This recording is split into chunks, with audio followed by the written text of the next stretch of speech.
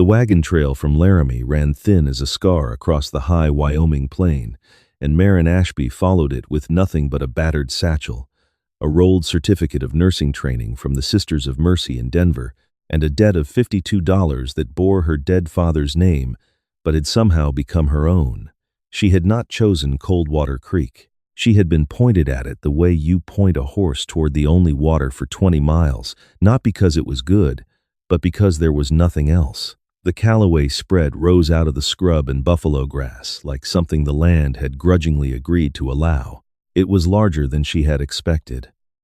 3 barns, a bunkhouse, a main house built of dark timber and river stone, its porch wide enough to shelter a small congregation. The corrals ran back toward a tree line of cottonwoods that marked the creek, and beyond them, as far as she could see, cattle grazed in the long afternoon light.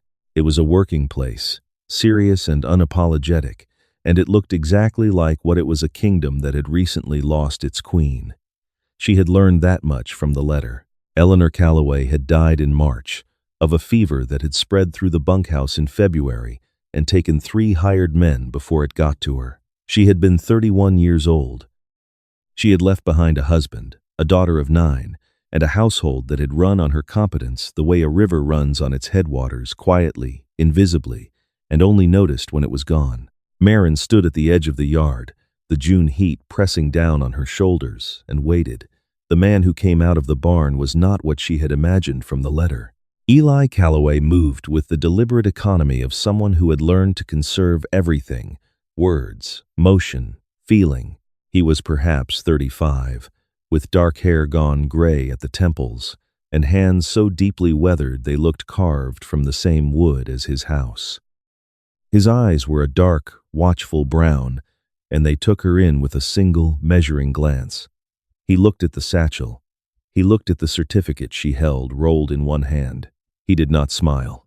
"Miss Ashby," he said. His voice was flat and dry, like the land. "Mr. Callaway," she replied. "The arrangement is you tend the sick on the property and see to Lily. In return, I clear the debt at the land office." A pause. "There's a room off the kitchen. Small." "That will do," Maren said. He nodded once, the way men nod when they've concluded a transaction, and turned back toward the barn. He had not offered to take her bag. She had not expected him to. A small face appeared at the window of the house, there for a moment, and then gone. Lily. Maren picked up her satchel and walked toward the front door. The room off the kitchen was indeed small. A cot, a washstand, a single hook on the wall, a window the size of a large book that looked out toward the cottonwoods, but the sheets were clean, and there was a candle on the stand that was more than half remaining. Small mercies, Maren had learned, were still mercies. She washed her face, changed her collar, and went to find the kitchen. The house was clean, in the way men keep a house clean. Surfaces clear, floor swept, but nothing softened. Eleanor's things had been quietly removed, or perhaps never replaced. The curtains were plain canvas. There were no flowers, no lamp on the sitting room table, no rug in front of the hearth. It was a house someone was living inside of, without really inhabiting. Lily was sitting at the kitchen table with a slate, a piece of chalk in her hand, and a studied expression of intense focus. She had her father's dark eyes and her mother's from the small portrait on the mantel, her mother's fine, pointed chin. She watched Maren enter the kitchen with an expression that was not quite suspicion and not quite welcome. It was the face of a child who had learned to assess new people carefully. "You must be Lily," Maren said. "You must be the nurse," said Lily. "I am. My name is Maren." Lily considered this. "My mother died in March." "I know," Maren said simply. "I'm sorry." Lily looked at her a moment longer, then looked back at the slate. "I'm learning long division. Papa doesn't know how to check it." Maren set her satchel on the counter and began to look through the pantry. "I do," she said. "Show me when you're done." It was not a warm beginning, but it was a beginning. She made supper from what she found. Salt pork, dried beans that she soaked and simmered all afternoon until they softened, cornbread in the iron pan. Simple food, honest food, the kind that fed men who worked their bodies to exhaustion before the sun went down. Eli came in with two of his ranch hands at dusk. They washed at the porch basin and came to the table in silence, the easy silence of men accustomed to eating without ceremony. The hands introduced themselves as Prentice, a lean man of 50 with a gray mustache, and a younger man named Cord who barely lifted his eyes from his plate. Maren had set 5 places at the table. Eli looked at the 5th setting. He looked at her. She was already at the stove, waiting, her hands folded in front of her apron in the particular posture of someone who expects to be told where they are permitted to stand. He picked up the pot without speaking and brought it to the table himself. He set it down and then, with the same measured deliberateness with which he did everything, he pulled the chair at the 5th setting back from the table and looked at her. She came to the table and sat. Nothing was said. Prentice helped himself to the beans without remark. Cord passed the cornbread. Lily watched her father with her serious dark eyes, and then she, too, seemed satisfied by something she'd seen and looked back at her plate. Maren ate. The food was plain and she had made it herself, but there was something about eating it at this table, in this chair, that steadied something inside her she had not known was unsteady.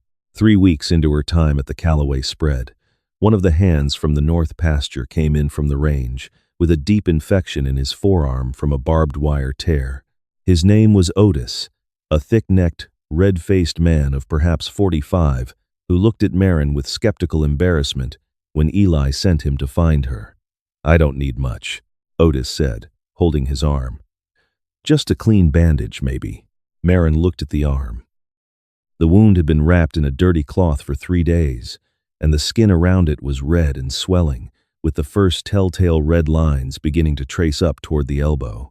"Sit down, Mr. Otis," she said quietly. She worked for an hour. She cleaned the wound with the carbolic solution she had brought from Denver, a small but essential supply. She lanced the swelling, drained it, packed it with clean cloth soaked in the solution, and wrapped it with practiced efficiency. Otis went white twice and said nothing. Maren spoke to him the whole time, not to comfort him exactly, but to keep his attention on her words instead of the pain. When she was done, she looked him in the eye.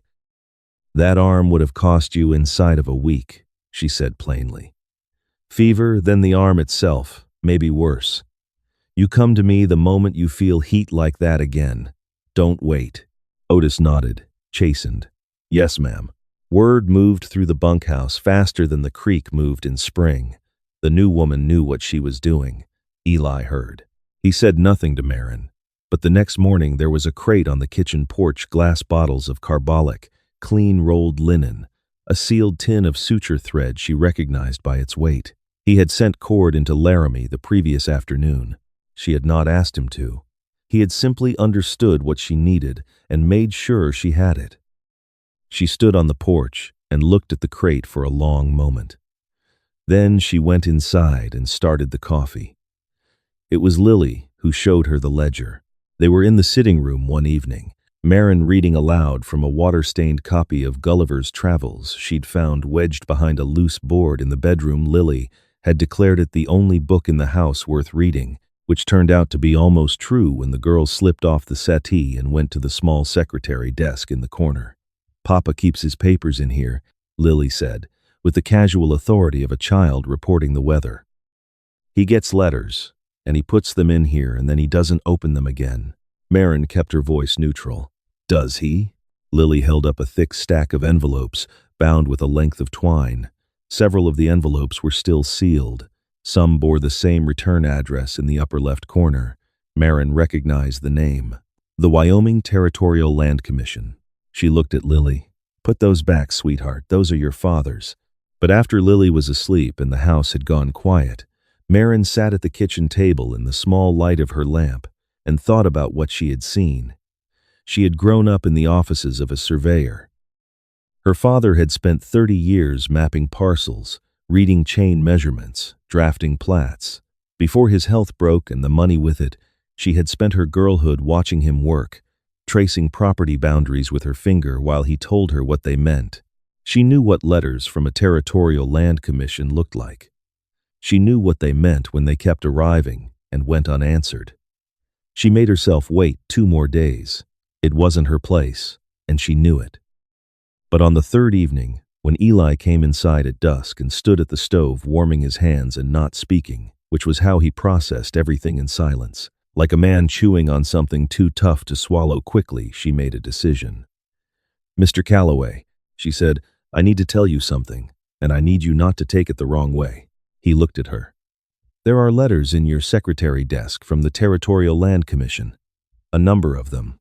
At least 3 appear to still be sealed. I think you should let me look at them." The stillness in him deepened for a moment. "That's my business, Miss Ashby." "It is," she agreed. "But I was raised in my father's survey office. I know what those letters mean. And I think, if I'm wrong, you can tell me so, and we'll say no more about it."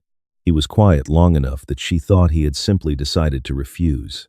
Then he went to the desk, took out the stack of envelopes, and set them on the kitchen table in front of her. "Go ahead," he said. He sat down across from her and folded his hands. She opened them in order of date, reading quickly, setting each one face up on the table between them. By the time she had read through all 11, her hands were very still. She sorted them into 2 piles and looked at him.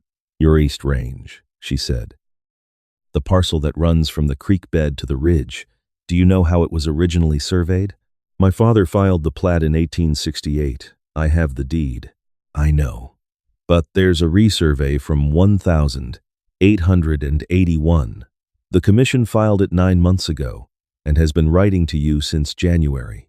A man named Whitmore, Harold Whitmore, filed a competing claim based on the resurvey. He's arguing the original boundary marks were placed incorrectly by 17 chains, which would move the true property line roughly 200 yards west." She kept her voice steady. "That would put your creek access inside his claim." Eli's face did not change, but his jaw tightened in a way that told her what those words meant. Without the creek, the East Range was effectively useless. Without the East Range, roughly 1/3 of his grazing land was gone. Without the grazing land, "When is the hearing?" he asked. 41 days. Silence.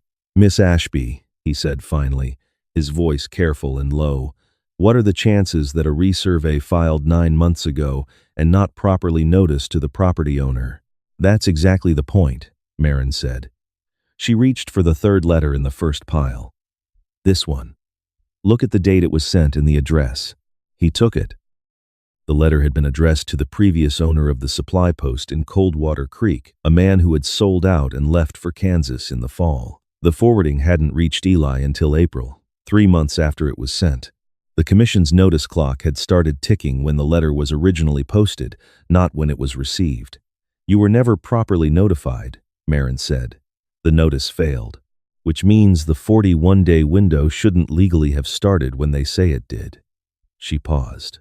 "But you need to say so, in writing, to the commission, with the original envelope showing the forwarding. And you need to say it before the end of this week." He looked at her for a long moment. Something moved in his face that she couldn't quite name.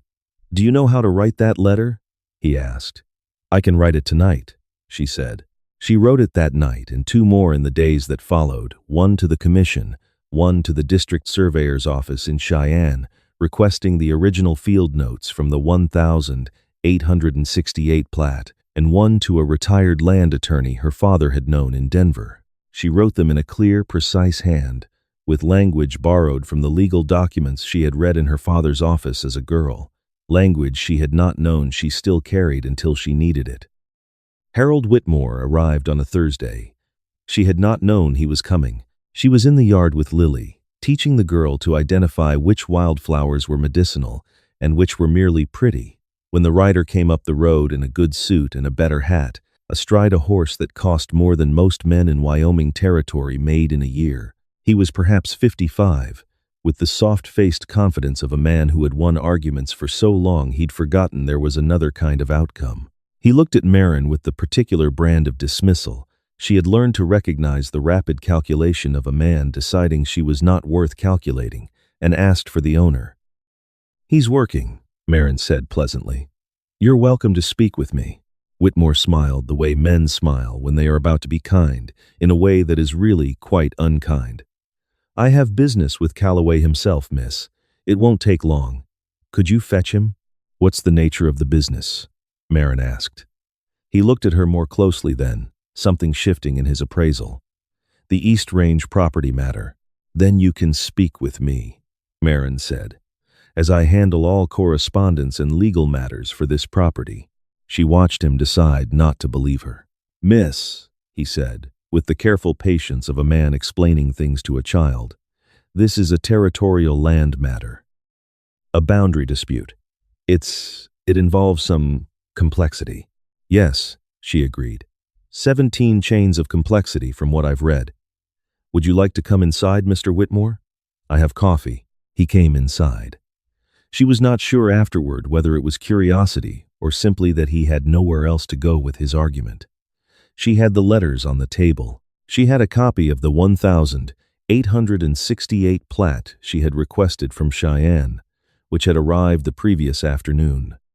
She had the original field notes, still in the hand of the surveyor her grandfather had hired, and she had a copy of the 1,881 resurvey, which she had read carefully enough to find 3 figures that did not reconcile with the original boundary markers still standing at the northeast corner of the East Range, which she and Lily had walked out to photograph sketched precisely the week before. She laid these things out on the kitchen table, one by one, quietly, the way her father had taught her to present evidence, not as accusation, but as fact. Let the facts carry the weight. Don't raise your voice. The numbers don't need help. Whitmore looked at the plat.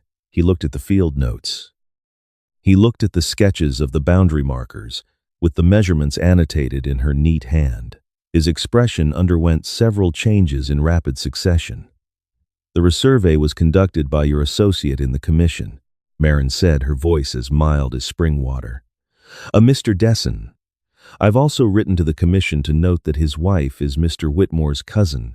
I mention it not to accuse anyone of anything, only to note that it may be the kind of relationship that warrants a second look at the resurvey methodology. She folded her hands.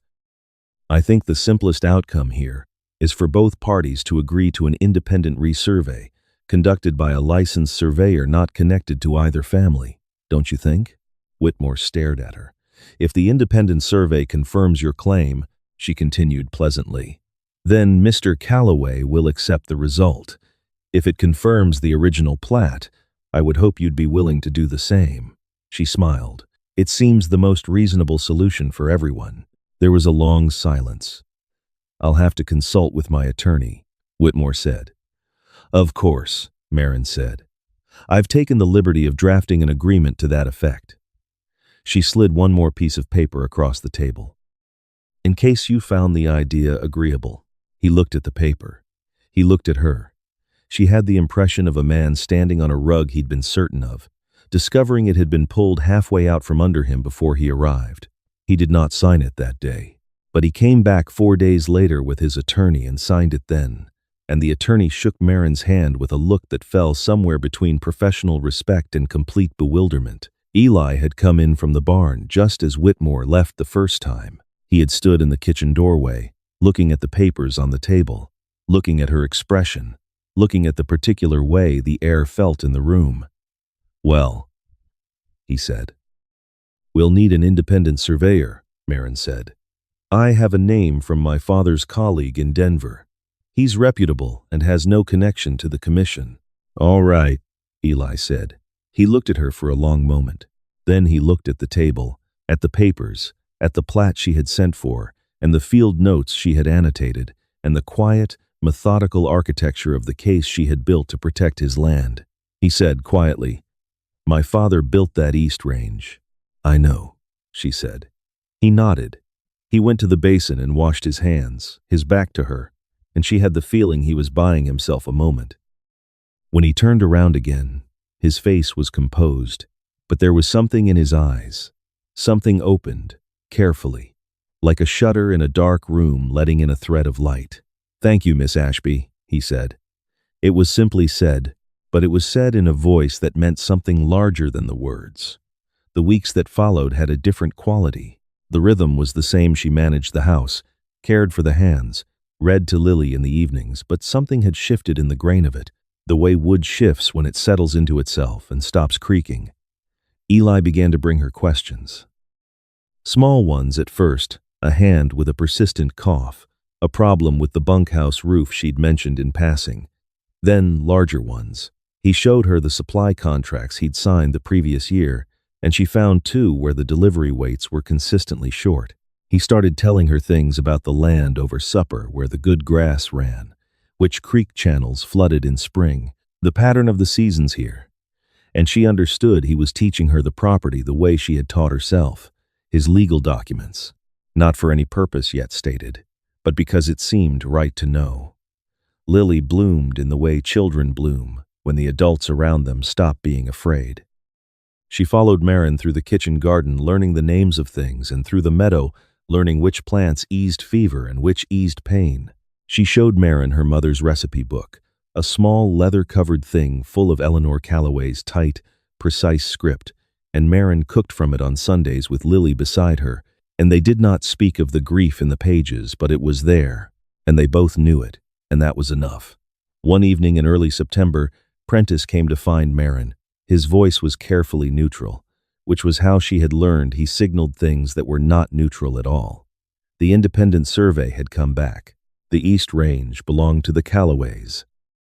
The 1,868 plat had been correct. The 1,881 resurvey had contained what the independent surveyor described as significant methodological irregularities, which was the professional way of saying someone had moved a number on purpose.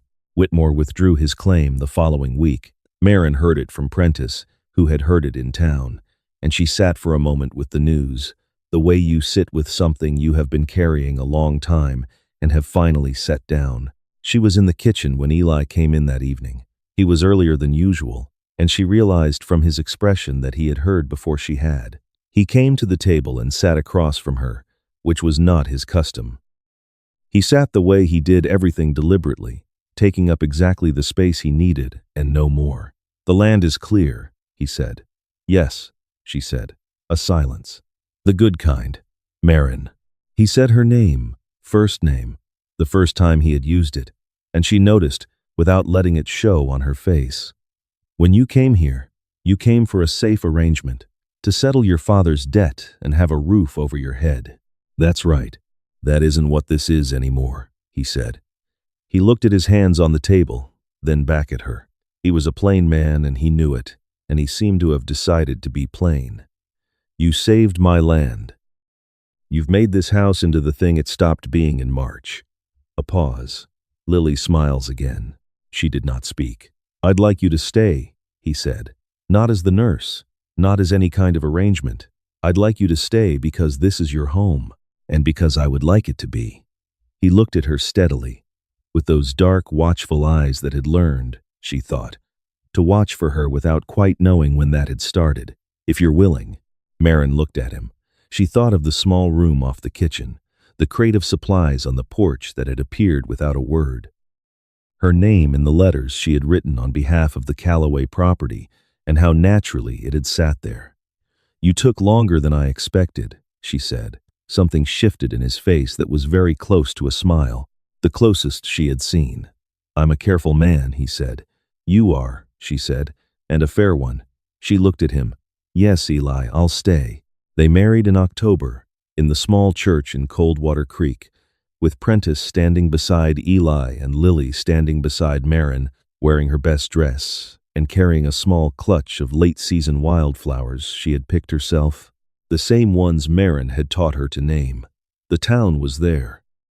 Henderson from the dry goods, the preacher's wife who had brought food to the house in the dark weeks after Eleanor, the neighboring ranchers and their families who had watched the Callaway spread carefully since March and were relieved, in the particular way communities are relieved, to see it find its footing again. They said their words in clear voices in the cool autumn light, and when it was done they rode home to the spread under a sky so large and so blue it seemed like a gift.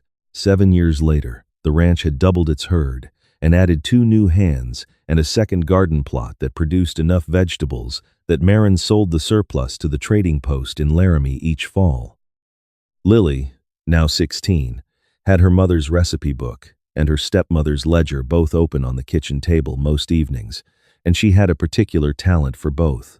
There were two more children, a boy of 5 named Thomas, who had Eli's steadiness and Maren's curiosity in equal measure, and a girl of 3 named June, who had strong opinions about everything and got away with it because she had a smile no one could hold out against. Eli sat on the porch on an evening in late summer and watched the light change on the East Range, his father's land, held in his family because a woman with a satchel and a surveyor's memory had refused to let it go. Maren came out and sat beside him. She had the ranch correspondence in her lap, as usual. She had never stopped handling the paperwork. He had never asked her to stop. It had become as natural as breathing, as natural as the sound of Thomas and June laughing somewhere behind the barn, as natural as Lily's voice carrying from the kitchen window as she taught the younger hands to read. Letter from the commission, Maren said. Routine renewal. Handle it, Eli said. She made a small sound that might have been amusement. He turned to look at her, the fine-boned face, the dark eyes that had never stopped being watchful, the ink that was almost always somewhere on her fingers, and he thought, not for the first time, about the afternoon she had arrived, with a single bag and a rolled certificate, and the particular quality of stillness that belongs to someone who has taught themselves not to expect anything. You came here asking for a safe place, he said. That's all. She looked out at the East Range, the creek line glinting in the long light. I came here asking for the smallest thing that would do, she said. You gave me everything else. He took her hand. The land stretched before them, wide and known and theirs, and the evening came in the way evenings come in Wyoming in the last of summer, slowly, gently, as if it too has all the time in the world. That is the way of things built on a real foundation. Not lightning, not luck. Just two people, choosing each other in the quiet, choosing the same road, and walking it together until the walking itself becomes the home. Thank you for riding with me today, friends. Until next time, keep the faith and keep moving. Competence, quietly offered, has a way of finding the people who most need it. Maren did not arrive at the Callaway spread. With grand promises, she came with steady hands, a clear eye, and the willingness to do the work in front of her. That is almost always enough. Whatever skill you carry, however small it feels right now, there is someone out there whose world will hold together better because you chose to use it. A small note for you. Friends, this story was created and fictionalized by AI, crafted for your enjoyment and to leave a little warmth behind, the way a good story always should.